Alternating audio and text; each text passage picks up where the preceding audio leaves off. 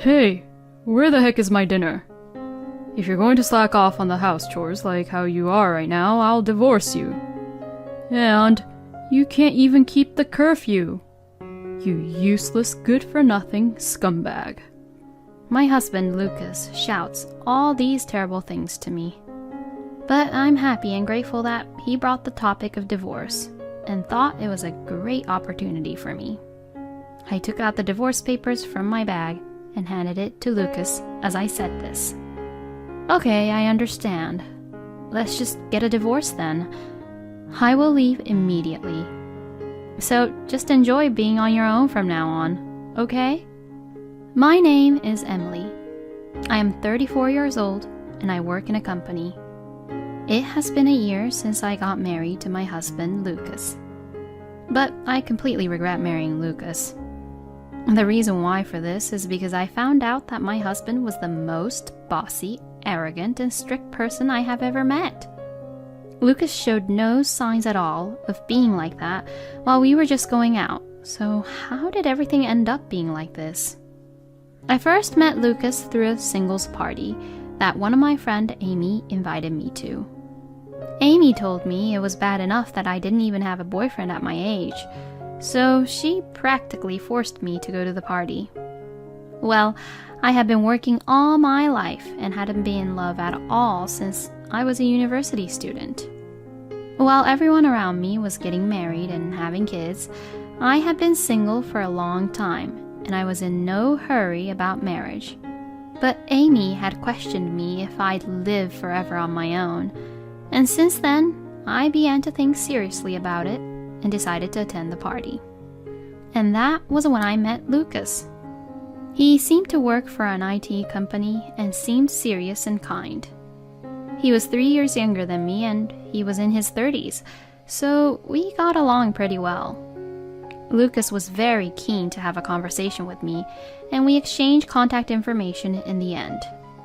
He then regularly invited me out on dates, and we had dinner dates together or went on drive dates.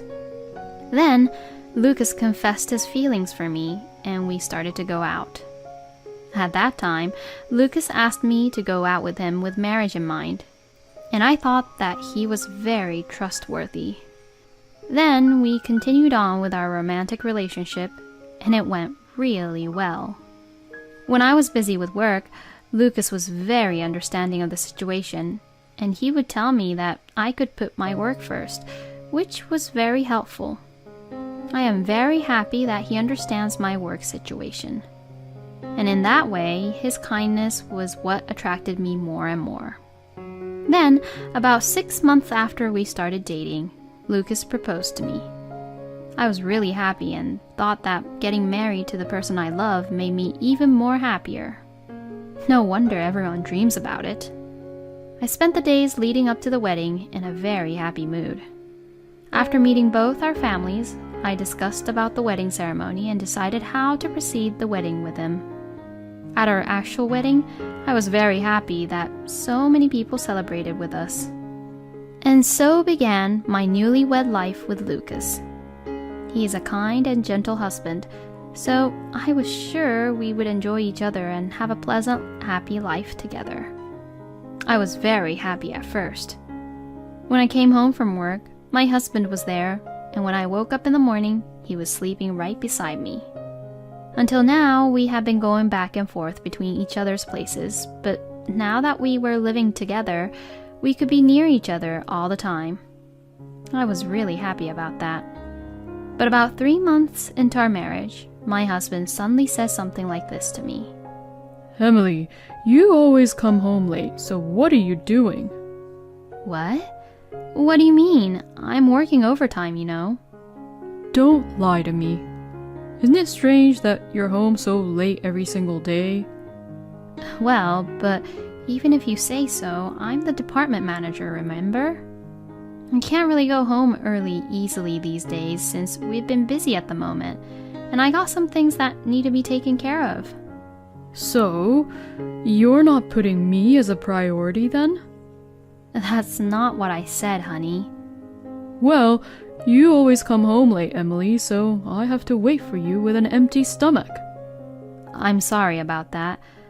But I'm thinking maybe you should do a little cooking too. Excuse me? What are you talking about?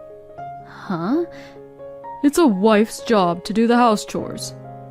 I was in shock when my husband suddenly said this to me. No way. In this day and age, it's not just women who must always do the house chores. I mean, since we both work, we should cooperate with each other, right? When I argued back, my husband's face turned red and he got super angry. Wow, I really didn't think that you were that kind of person. That's enough. I'm going out to eat today. And saying that, my husband ran out of the house. When we were dating, my husband had never said anything like this to me. I was upset because this was the first time he had behaved like this since we got married. I do remember that my husband did say that he was not really good at cooking.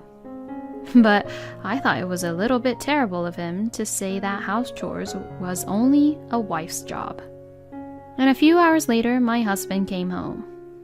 I didn't really know how to talk to him, but he apologized to me. I'm sorry, Emily. I just lost my temper, you know. But what I said before was not what I meant at all, so please understand that, honey. My husband took my hands as he apologized to me. Well, if he apologized this much, then I'll forgive him, because he seemed really sincere about it. Plus, we have only been married 3 months. There must be a lot we don't know about each other yet. I want to show everything and accept everything, even the parts I wouldn't like about Lucas, and move forward on how to solve the issues one by one as husband and wife. Alright, it's okay, honey. It's true that I too was all about work and put Lucas and doing the house chores as a second priority. Now that we are married, we do need to spend more time together as a couple after all. And that's how Lucas and I made up. I try my best to not do much overtime as much as possible and try to go home as early as possible. And when I came home, I tried my best to cook for my husband every day. Wow, this fried chicken is so delicious. Oh, really? Thanks. I made a lot, so please eat a lot, okay? Yay! Lucas would eat all the foods I cooked deliciously. Seeing him eat happily like that alone makes it worthwhile for me to cook the dishes for him. But gradually, my husband stopped doing the house chores that he was in charge of. Hey, Lucas, the dishes are not washed at all, so when are you planning to wash them? Well, eventually I will. What do you mean, eventually? They still haven't been washed when I got out of the bath a few hours ago, you know. Shut up. I'm full and I don't want to move at the moment. There's this TV show that I want to watch, so let me at least relax on the couch. But you said that the other day, and there were still dishes piled up in the sink. Then, why don't you wash them? Excuse me? I said, if you're going to nag me so much about it, then you should do it. No, but we discussed about who's going to do which house chores, and Lucas, you're supposed to do the dishes. Then, from now on, you do the dishes. I won't wash the dishes anymore. And it's all your fault for making me angry. What the? My husband said this as he turned to look at the TV. I had no choice but to wash the dirty dishes. After that, my husband stopped doing any kind of house chores. He used to be in charge of cleaning the room and taking out the garbage, but he stopped doing even that. But Lucas would say, "The room is so dusty. You should clean it properly," to me. He wouldn't listen to me at all when I tried to talk back to him, and he would come up with some stupid theory saying, "You're my wife, so you better pick up the skills to clean up the rooms really fast, but in a proper way." And there is one more thing that I am dissatisfied with in this marriage. And that is that my husband doesn't provide any living expenses. At first, we each provided some money from our accounts, and we were using that budget as our living expenses. But after a few months of marriage, my husband stopped providing the money for some reason. I'm sorry. I'm supposed to treat my colleagues to drinks this month. And it seems like I used a lot this month, so it's hard for me to provide you any living expenses for the moment. As Lucas says that, he never tries to provide with any money, and recently he said, I have to send money to my mom and dad. But his father, Ron, works for a major company. And Ron has been working for the same company since he graduated from university, so his salary must be pretty high. So what does it mean that Lucas has to send money to his parents? I asked my husband about it, but he says, Well, I don't really know either, but it seems like they're having some financial troubles. I was a little bit bothered by that because I wanted to find out if it was a lie or the truth, even though I knew I shouldn't go into it too much. And no matter how much I am in the position of department manager, it's still difficult for me to bear all the living expenses. Also, what on earth does my husband spend his money on without providing any living expenses? As I began to worry about these things, I received a text message. It was from Amy, my friend who had invited me to the singles party. Hey, I'm at a sightseeing spot in another district with my boyfriend, but isn't this Lucas? I couldn't believe my eyes when I saw the photo, which was sent to me right after receiving Amy's message.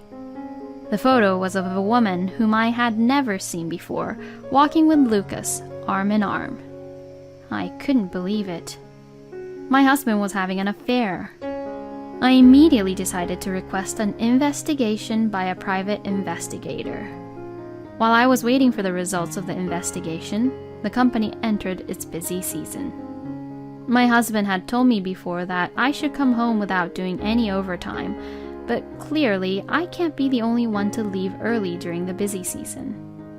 Besides, I didn't want to just obey my husband, who was most likely having an affair, and go home early for him. Therefore, I worked overtime as much as I can and came home. Then my husband was waiting for me with an angry look on his face. Hey! Where the hell is my dinner? What time do you think it is? It's a busy season right now. That's why I've been working overtime. Huh? What the hell are you doing? Didn't I tell you before to come home early and prepare dinner instead of working overtime? If you're going to slack off on the house chores, like how you are right now, I'll divorce you. And you can't even keep the curfew. You useless, good-for-nothing scumbag. My husband, Lucas, shouts all these terrible things to me. He really is a selfish, arrogant man. He really is the worst. But I'm happy and grateful that he brought the topic of divorce and thought it was a great opportunity for me. I took out the divorce papers from my bag and handed it to Lucas as I said this. Okay, I understand. Let's just get a divorce then. What? My husband was surprised that I easily agreed to the divorce. And since I had even prepared the divorce papers, he was quite surprised. What the hell? Why the hell do you have divorce papers ready already? I'm just sick and tired, and I've had enough. You don't even provide any living expenses, and you don't do any house chores at all. And yet, you yell at me and try to control me. There's no point in staying married to someone like that. I'm going to leave immediately. So why don't you just do whatever you want by yourself? I don't care anymore. I won't accept that. I will never divorce you. My husband says so, but I didn't care and started packing my bags. Hey! What the hell are you doing? I told you that I'm leaving, right? I'm pretty busy at work this month, so I don't really have the time to pay any attention to you. Saying that, I left the house while I saw my husband being flustered. Then I went back to my parents' house for the time being. My parents were surprised that I had come home so suddenly, but they were outraged when they heard what I had to say. My husband had been calling me non-stop, but I ignored all of them. The next day, I just received a call from the private investigator saying that the results of the investigation were in, so I went to pick up the documents. As it turned out, my husband was having an affair after all.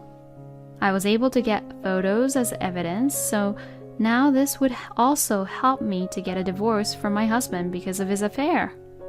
I ignored my husband's calls and messages for a while, and when the busy season was over, I demanded a divorce from my husband through my lawyer. I called my in-laws, Ron and Jackie, to discuss the issue with my husband, and we had a family meeting at my parents' house. How dare you demand me for a divorce? And what the hell do you think you're doing by even bringing a lawyer? My husband blamed me like that, as if he was the victim. "Oh, Emily, I heard that you suddenly left Lucas." I heard that my in-laws were told by my husband that I abandoned my house chores and left the house on my own. So, I had no choice but to explain everything to Lucas's parents. I told them that my husband has been a terrible man and has forced me to do all the house chores, and that he hasn't been providing any living expenses. And finally, I showed them the evidence which I put on the table. This is the main reason I want a divorce. I cannot stay married to someone who is cheating on me. With the evidence I had, Lucas's parents were turning pale. Hey, Lucas, what the hell is the meaning of this? What the hell are you doing? Both Ron and Jackie questioned my husband. No, this is... I then handed the divorce papers once again at my husband, who lost all his words on how to explain his situation. You can't make any more excuses, you know. We'll just get a divorce and you'll pay me alimony. As I said this, my husband began to cry. I don't want a divorce. If you leave me, Emily, I won't have any money to spend on, and I won't be able to treat my lover. Excuse me? I was stunned by my husband's unbelievable comment, but I asked him what I had on my mind. You do work for an IT company, right? If that's the case, then don't you earn pretty well? Then Lucas said something unbelievable. I was fired from the company a few months after we got married. Since then, I've been working at a part-time job. Huh? What the hell? What Lucas had said surprised everyone. I'm sorry for hiding it from you, but I only earn $1,400 right now, and if you leave me, I won't be able to make ends meet. I can't even pay for the alimony. So please, let us start over. I'll properly reflect on what I did. I was just speechless to say anything else. That's enough, Lucas. I am so disappointed in you. Ron yelled at Lucas. Oh, Emily, I am so sorry for everything that happened. I will definitely make Lucas pay the alimony. Jackie says so and gave me her word. So in the end, Ron and Jackie made Lucas fill out the divorce papers, then sincerely apologized once again. I was glad that both Ron and Jackie intervened to make the divorce procedure go smoothly. And my divorce from my husband was finalized at last. As for the alimony, Ron and Jackie paid it all at once on Lucas's behalf. And Lucas was taken to Ron's brother's farm in the countryside and told not to come back until he earns enough money to pay back for the alimony, so he is being forced to work until then. But all of this happened because of what Lucas said and did, so he deserved what he got. I, on the other hand, have been working hard again and have recently been offered a promotion. Well, I've been married once, and now I'm going to devote myself into my work and get good results, as it doesn't matter either way whether I get to have a partner or not. Lucas was being a strict, bossy, arrogant husband when he was just only earning $1,400, and on top of that, he was also having an affair. What a scumbag. Emily was right to break it off with such a guy like him. A woman who shines at work is wonderful, and I am sure that she will find a good partner in the future. I wish for Emily's happiness in the future. Thank you for watching until the end. Please subscribe to our channel. We hope to see you in our next video.